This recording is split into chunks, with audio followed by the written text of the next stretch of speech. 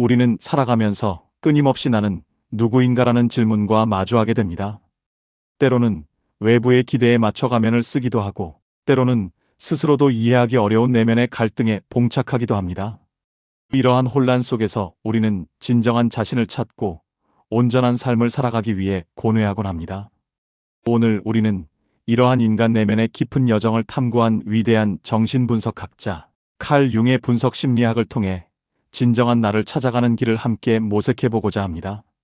칼 융은 스위스의 정신과 의사이자 심리학자로 프로이트의 정신분석학에서 출발했지만 자신만의 독창적인 이론을 발전시켜 분석심리학이라는 새로운 학파를 정립했습니다.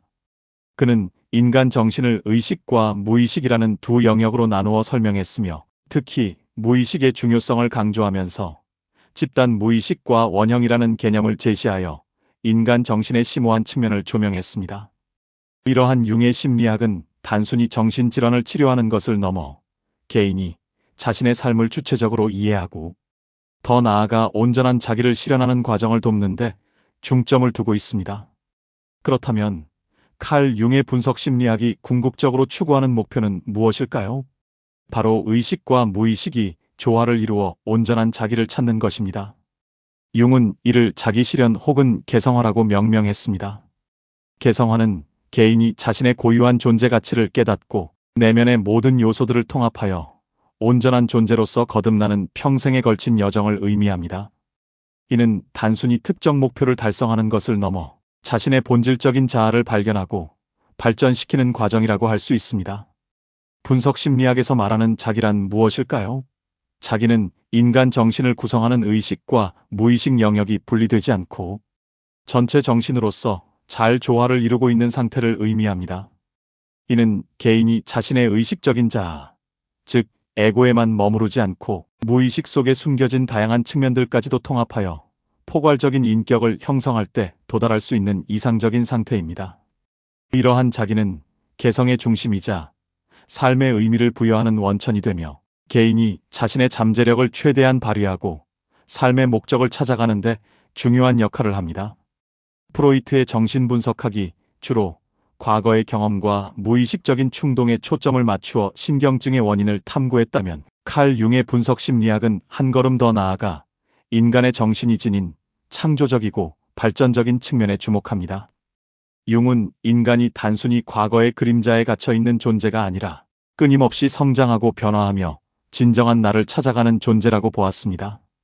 이러한 관점에서 융의 분석 심리학은 우리가 어떻게 무의식과 소통하고 내면의 다양한 요소들을 통합하여 더욱 온전한 존재로 거듭날 수 있는지에 대한 깊이 있는 통찰을 제공합니다.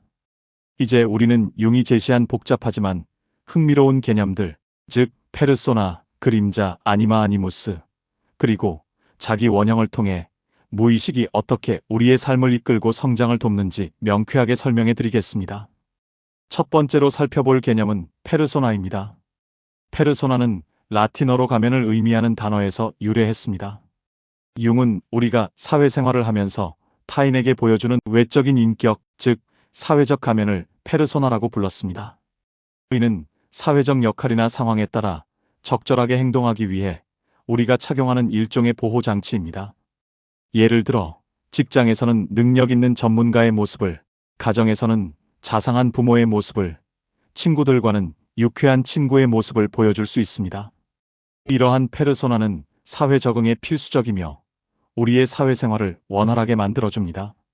하지만 문제는 페르소나와 진정한 자기 자신을 동일시할 때 발생합니다. 만약 우리가 사회적 역할이나 타인의 기대에만 너무 매몰되어 자신의 진정한 감정이나 욕구를 억압한다면 내면의 갈등과 소외감을 느끼게 될 수 있습니다. 페르소나에 갇히게 되면 우리는 자신의 본 모습을 잃어버리고 가면 뒤에 숨겨진 진정한 자아를 외면하게 됩니다.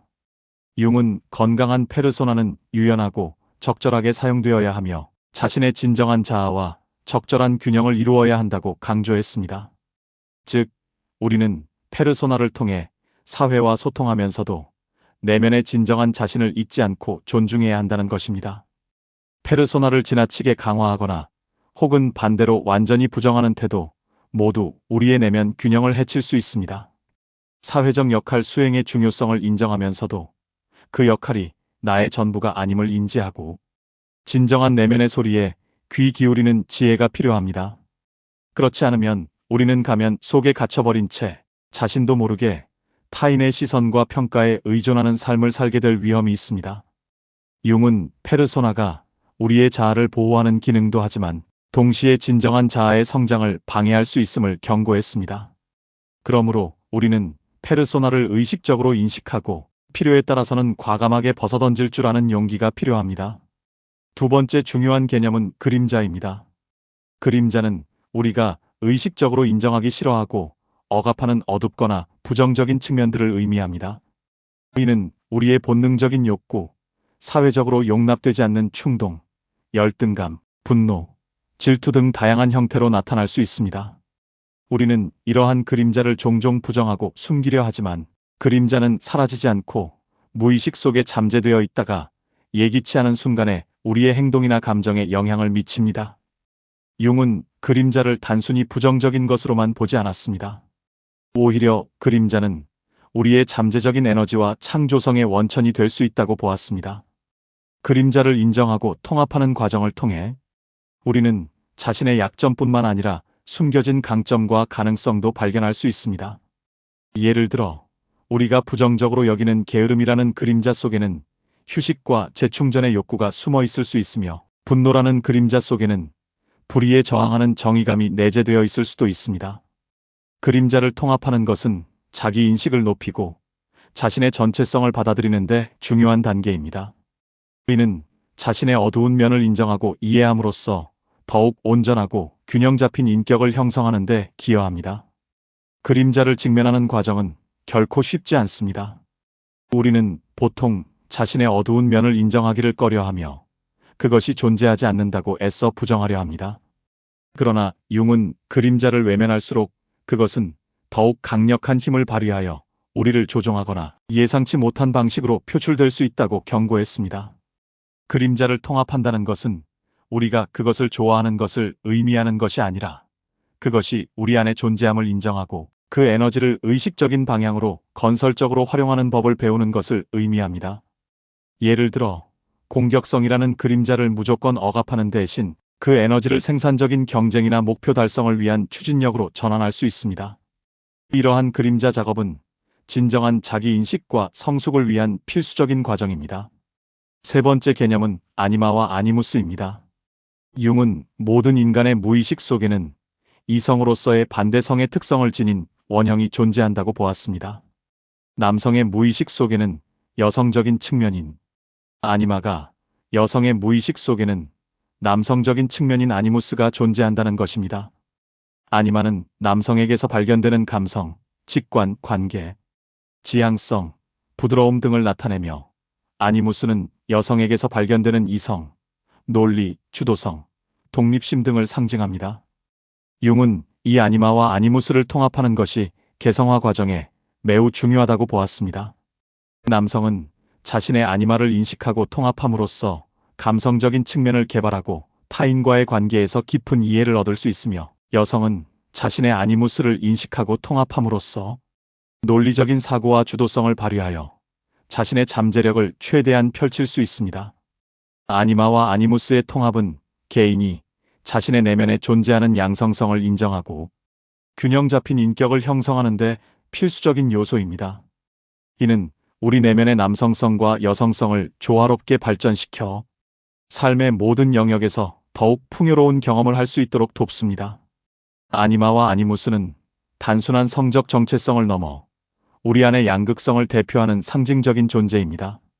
사회가 부여하는 성 역할이나 기대에만 갇혀 자신의 반대, 성적 특성을 억압하게 되면 내면의 불균형을 초래하고 온전한 자기 실현의 걸림돌이 될 수 있습니다.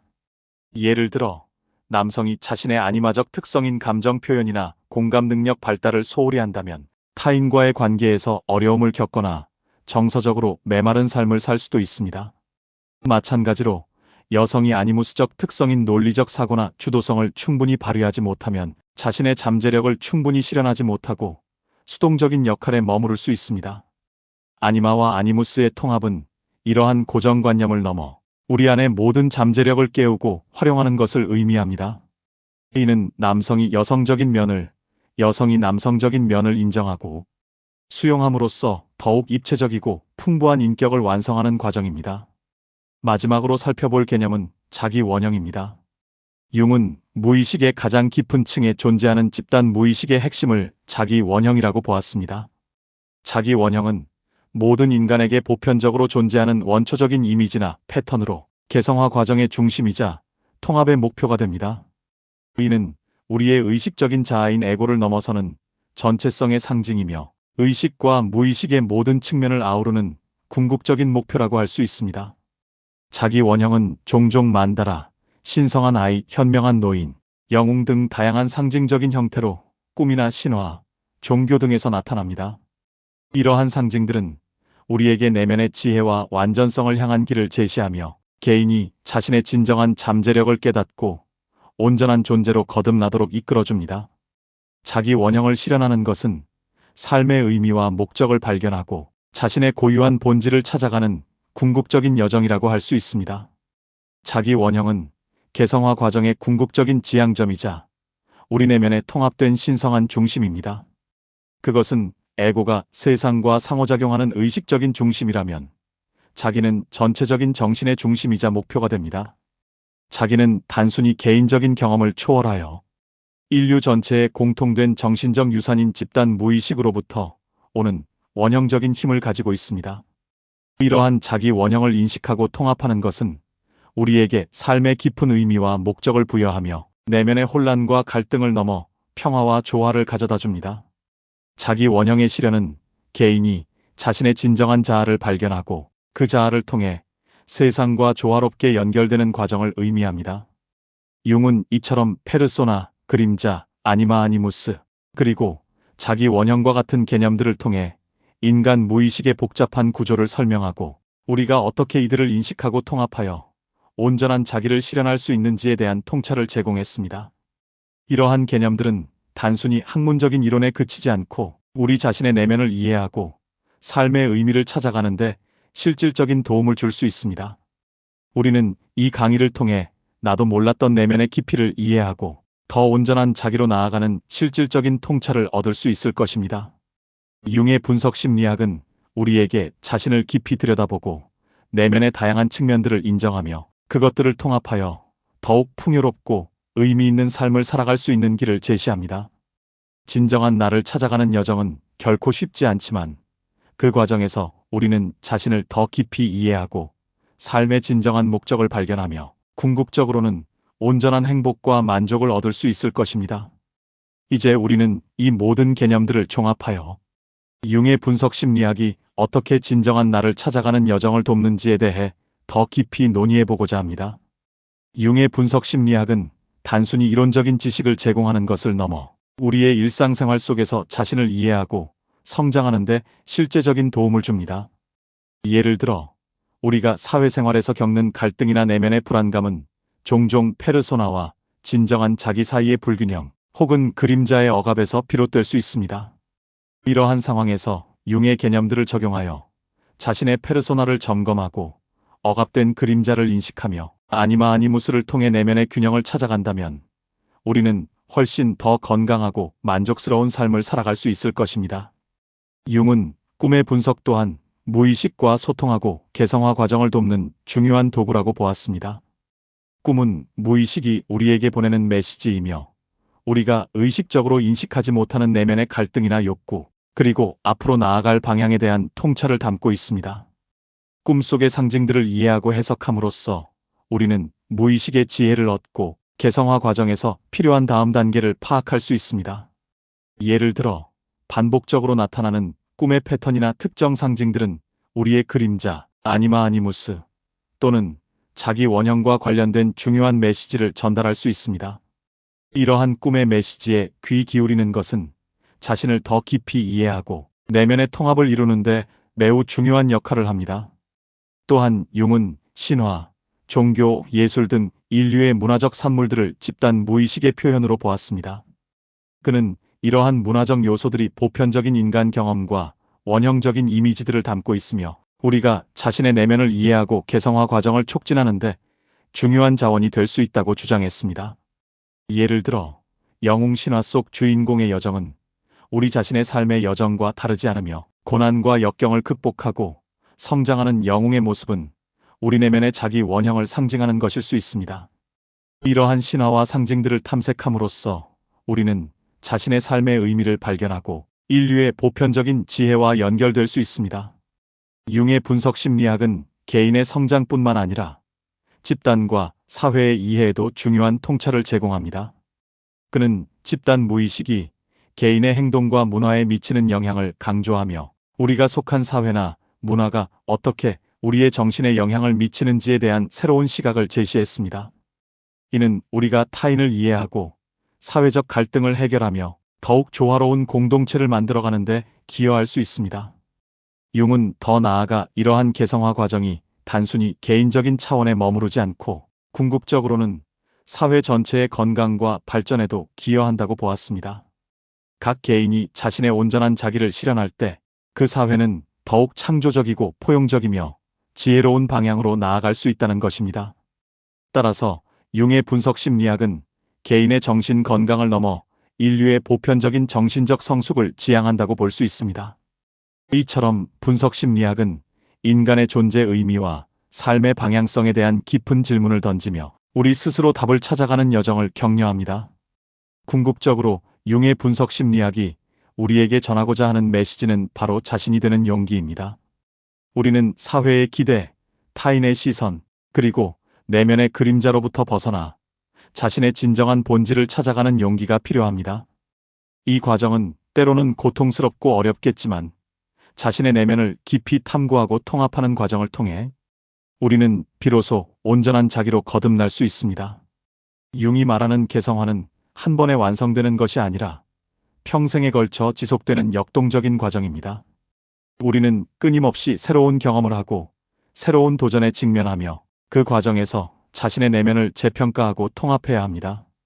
이러한 지속적인 노력을 통해 우리는 더욱 깊이 있고 풍요로운 삶을 경험할 수 있습니다. 이 강의를 통해 여러분이 칼 융의 분석 심리학이 제시하는 진정한 나를 찾아가는 여정에 동참하여 페르소나, 그림자, 아니마 아니무스, 자기 원형 등 복잡한 개념들을 이해하고 무의식이 어떻게 우리의 삶을 이끌고 성장을 돕는지 명확하게 깨닫기를 바랍니다. 자신의 내면을 이해하고 더 온전한 자기로 나아가는 것은 분명히 여러분의 삶을 더욱 풍요롭고 의미 있게 만들어줄 것입니다. 여러분의 내면에는 무한한 잠재력과 지혜가 숨어 있습니다. 융의 분석 심리학은 그 잠재력을 일깨우고 여러분이 진정한 자신을 발견하며 삶의 진정한 목적을 찾아가는데 든든한 길잡이가 되어줄 것입니다. 부디 이 강의가 여러분의 삶에 작은 영감과 통찰이 되기를 진심으로 바랍니다. 이제 여러분은 이 지식을 바탕으로 자신을 더 깊이 이해하고 자신의 삶을 주체적으로 이끌어갈 수 있는 용기를 얻으셨을 것입니다. 내면의 깊은 곳에 있는 진정한 자신을 만나고 더욱 온전하고 풍요로운 삶을 향해 나아가세요. 여러분의 여정을 응원합니다. 이 모든 과정을 통해 여러분은 자신의 삶의 주인공이 되어 진정한 의미의 자유와 만족을 누리게 될 것입니다. 자기 발견의 길은 때로 험난할 수 있으나 그 끝에는 더욱 빛나는 여러분의 모습이 기다리고 있음을 기억하시기 바랍니다. 감사합니다.